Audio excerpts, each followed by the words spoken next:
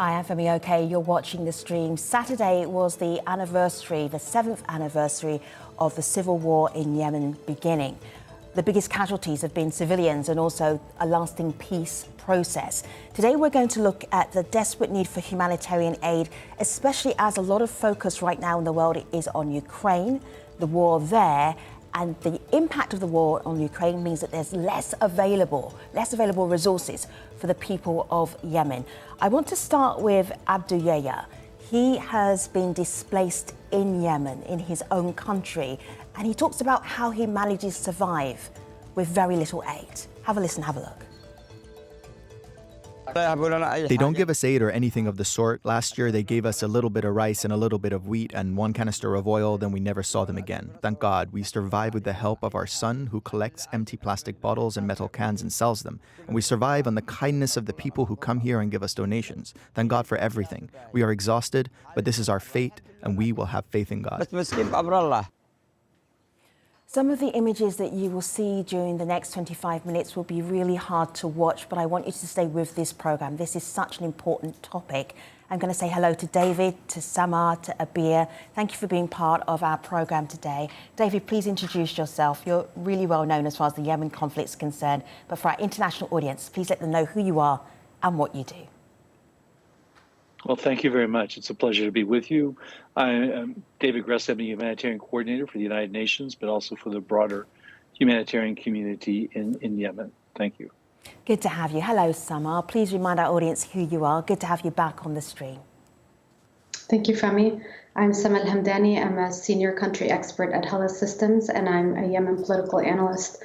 I've been working on Yemen for 12 years, and I've been providing analysis on the conflict since its inception. I appreciate your insight today. And Abir, welcome to the stream. Please introduce yourself. Thank you for having me. I'm Abir Tafa, senior spokeswoman with the United Nations World Food Programme.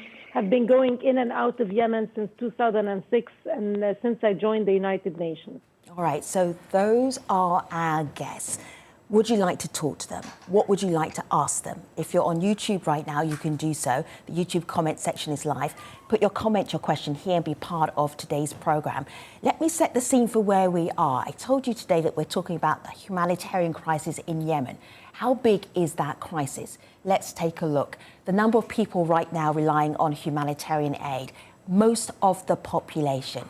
80% of people right now in Yemen are looking for humanitarian assistance. The number of people facing food insecurity, which means that often they're going to bed hungry, they don't have enough to eat, 17.4 million. And then finally, the number of children who are acutely malnourished. We're looking over 2 million people there. David, well, you know these figures. You're very aware of what is happening. If you could suggest to the world what they need to do, what we need to do as an international community, how do you solve that issue of humanitarian aid? Well, there's three major problems. I mean, we have to start with the conflict itself, which is the proximate cause for all the suffering that we see there. Not only the direct impact of the war, but the indirect, which has destroyed the economy. Most people have lost their jobs, their livelihoods, and their means to purchase food and essential commodities. We see a steady decline in the economy over the last 7 years. I see it on the ground everywhere I travel. I've traveled almost to every government now in the country, and the suffering is there everywhere. So the first order of business is solve the political and the conflict crisis. They need peace. Secondly, rebuild the economy, and you will solve the humanitarian problem.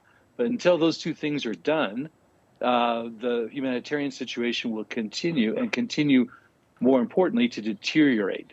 Every year we see more people in need, whether for food, water, shelter. You saw the Yahya speaking earlier. I've had so many conversations with men and women, mothers in particular, who describe what they face day to day to help their families survive. It's not easy to witness this. And it's even more difficult when we don't have the full means to address the humanitarian situation on the ground. WFP, which we'll be speaking here in a moment, will explain in more detail, but they've run out of funding. And the number of people that they can feed is declining rapidly. from a peak of more than 11.5 million people, maybe down to 2 million people. And the scene that you just saw earlier with Yahya will be repeated in many places throughout Yemen in the months to come if assistance doesn't come. The last thing I'll say in this introduction is the response globally was not very good for the last pledging conference. We only got 1.3 out of over $4 billion that we had asked for to meet the full needs. That's only a third. So many donors who contributed last year gave generously again this year. Others didn't contribute at all. And I think it's extremely important that those that have yet to contribute come forward now and put the funding so that we don't see these scenes not only repeat, but get worse in the months to come. Thank you. Well, if I can come in. Please go ahead, Abir. So I think Yemen is one of the worst food crises in the world. We're talking here about nearly 2/3 of the population who are food insecure and hungry. As we speak, 17.5 million people are food insecure and they don't know where their next meal is coming from. Before the end of the year, it's going to be close to 19-20 million. That's 2/3 of the population. And I think it's one of the few countries in the world and some of the, one of the worst hunger crises where you have to, feed an entire population. So, and the situation is not likely to get better. We're seeing now Ukraine and the impact of that on the, it's another blow to Yemen, driving food and fuel prices further up. Yemen depends entirely on food imports, with 31% of its wheat coming from Ukraine over the past 3 months. So basically, we are going to see even the situation getting worse. And with this, as David mentioned, the funding crisis that we have, the lack of support. I mean, we've had the support from the international community, but this has been, going for 7 years, and we're seeing donor fatigue. We're seeing shortages in funding, and before the end of the year, not too long actually, we will see possible reduction in the number of people receiving assistance. Since the beginning of this year, we had to reduce the size of the food rations that we're distributing to 8 million people to half. That's really, and it's already a very limited food basket because of funding. So we're going to see a very big impact this year on the food security situation inside Yemen. I think Ukraine is adding a lot of stress to the humanitarian community.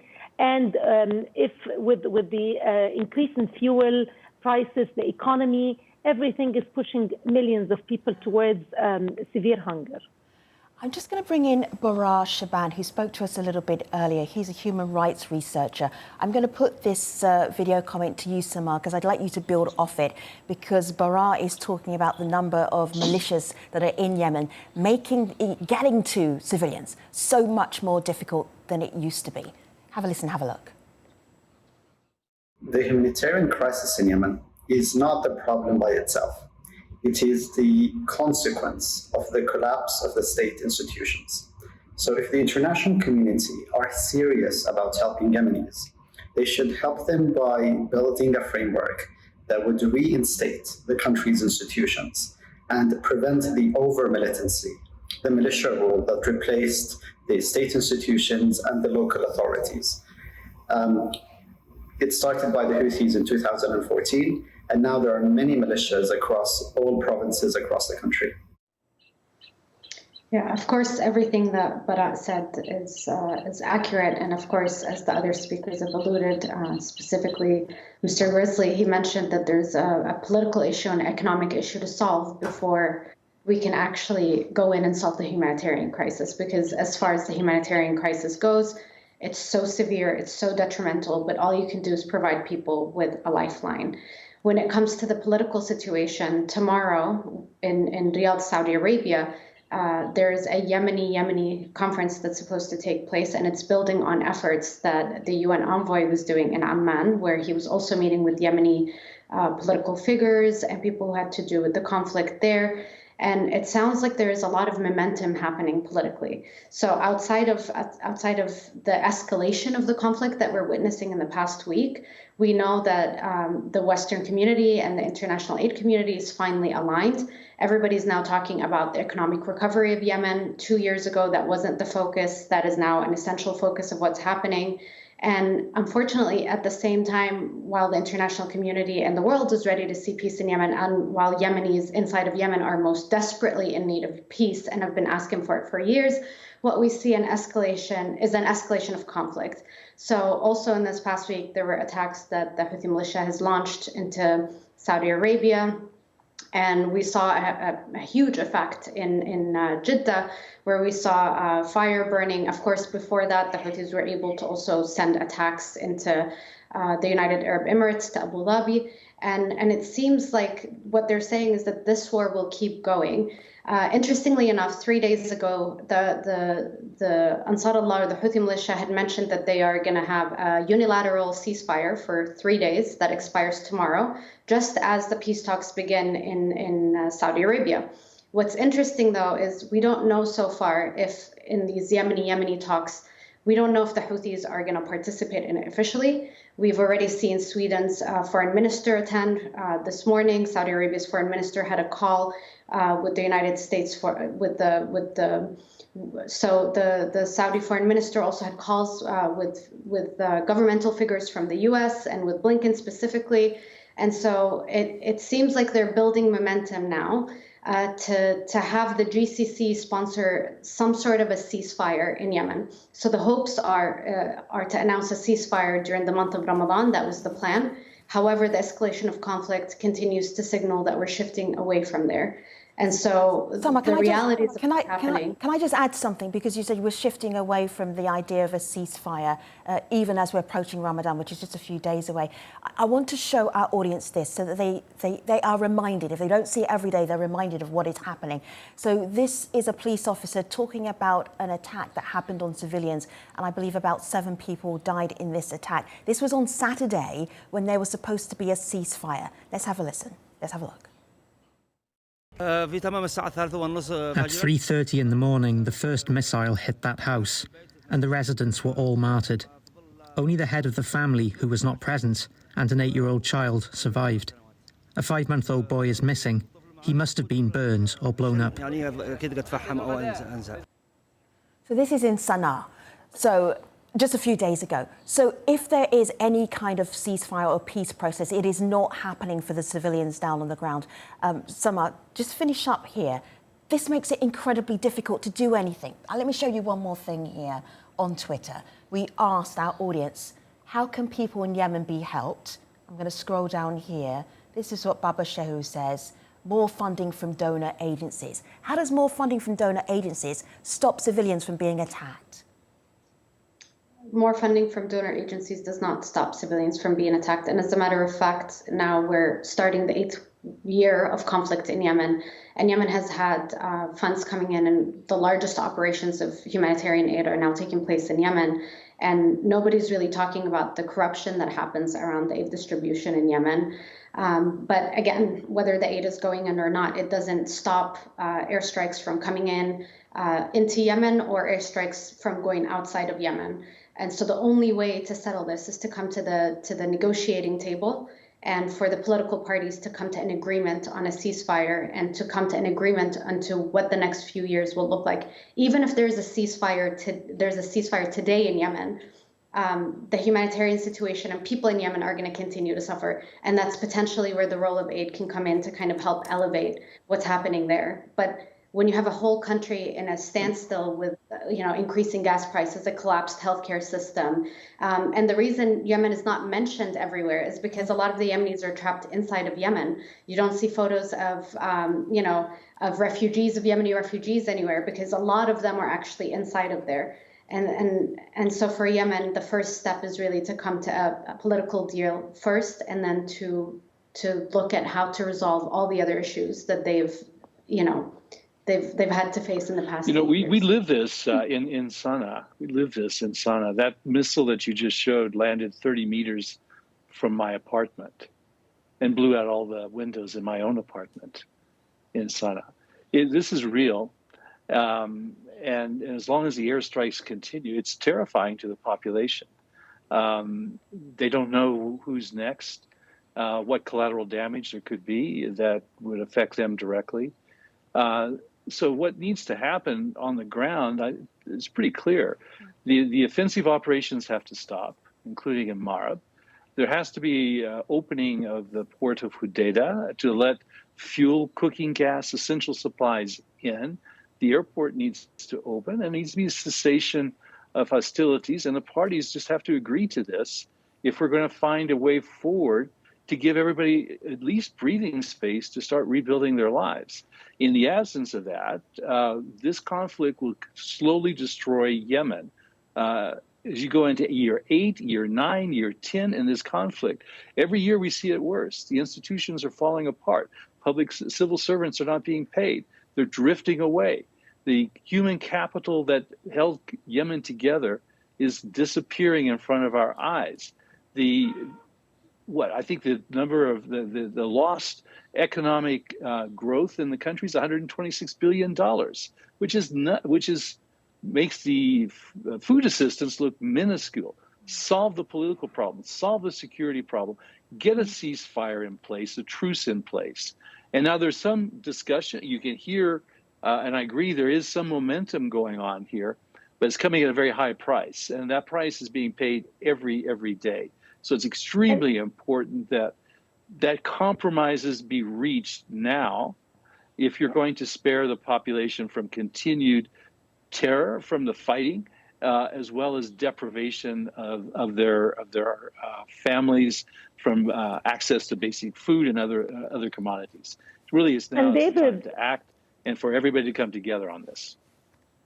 Well, Yemen is also is really a part of a ring of fire that's circling the globe, where millions of people are on the brink of starvation. Conflict is the main driver of hunger and food insecurity in this country.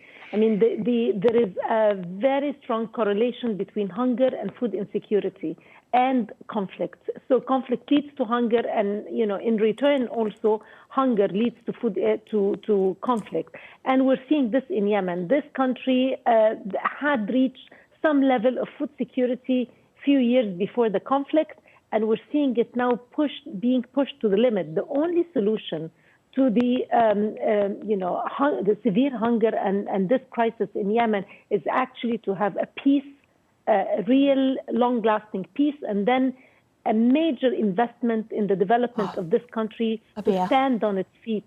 The country is experiencing one of the worst humanitarian crises, just because of the conflict, the continuing conflict in the country. Abir, it's really unusual when you have a discussion and everybody is literally on the same page here.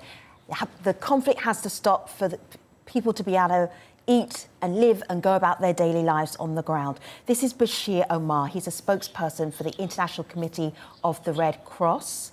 This is what he told us earlier. Yemeni people need the attention of the international community to find an answer for this conflict. If this conflict prolongs for more 10 years, then there will be irreversible consequences. If this conflict prolongs for 10 years, then we will be having what we call lost generation, illiterate generation, and there will be damages that the whole world will not be able to fix. I have questions for you, guests, from our audience. I'm going to share these around with you. If you can do prompt and efficient answers, we can get through as many as we can. This is a good question here from PA. I'm going to put this one to you, Abir. Is there a lot of corruption, or is the humanitarian aid really getting to the people? That can sometimes be an issue in a conflict situation, Abir. Food assistance is getting to the people, but with an operation of that size, there will be some gaps.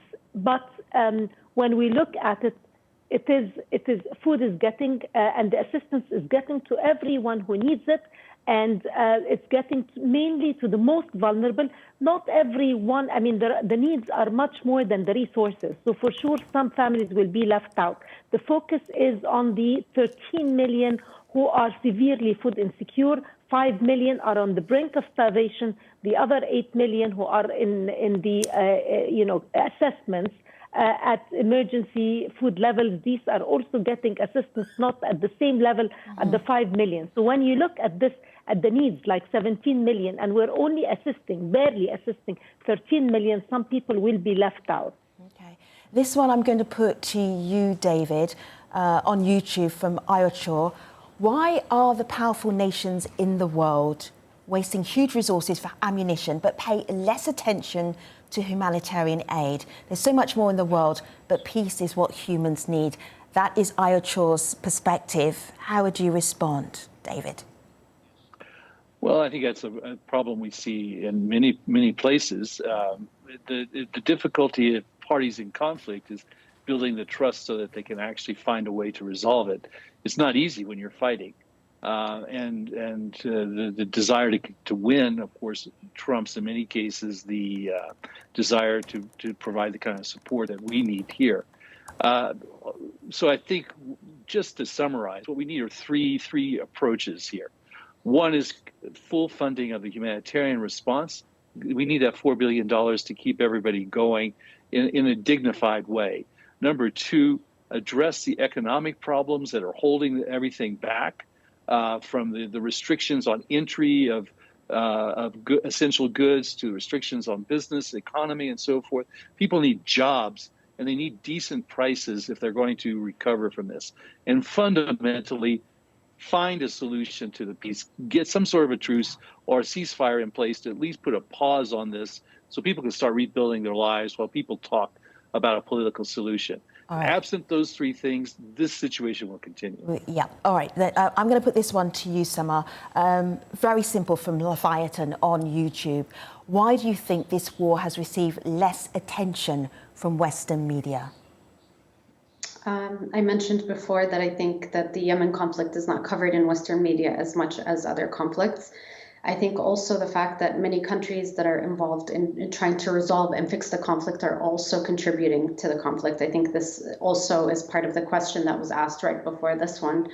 I think when it comes to the will to peace in Yemen, the Yemeni people are not seen as humans. They're not treated as such. If you think of a place where people have endured 7 years of airstrike, it's very difficult to think of that kind of modern warfare taking place today. I think when it comes down to it, we have to think of what's happening in the region between the Saudi-Iranian proxy war and how Yemen and the Yemeni people they had to pay the direct price of that conflict. And they will continue to do so. Now, the international community is more ready for peace. Saudi Arabia is signaling that they are ready for serious peace. And so at this point, all we can say at the end of the conversation is that the Yemeni parties that are involved in the ground, that are fighting day in, day out, they have to be also looking into this conflict, and all the parties engaged in the conflict have to be held responsible for what they do in the conflict. I think having accountability and the lack of having accountability conversations is the reason why the war continues this way. Abia, I just have literally a line left for you. I'm just wondering what the toll of the Ukraine war is having. You mentioned it earlier on what is happening in Yemen for civilians, just in a sentence, so that are we able to concentrate on more than one conflict at a time, Abir? Just wrap us up briefly, thank you. The Ukraine conflict has, two sides to it. First of all, the crisis inside Ukraine, the fact that donors, of course, are supporting, and this is a crisis happening inside Europe, so there is a lot of support that will go to inside Ukraine and to the refugee crisis. But also the other side is that Ukraine was producing food enough for 400 million people.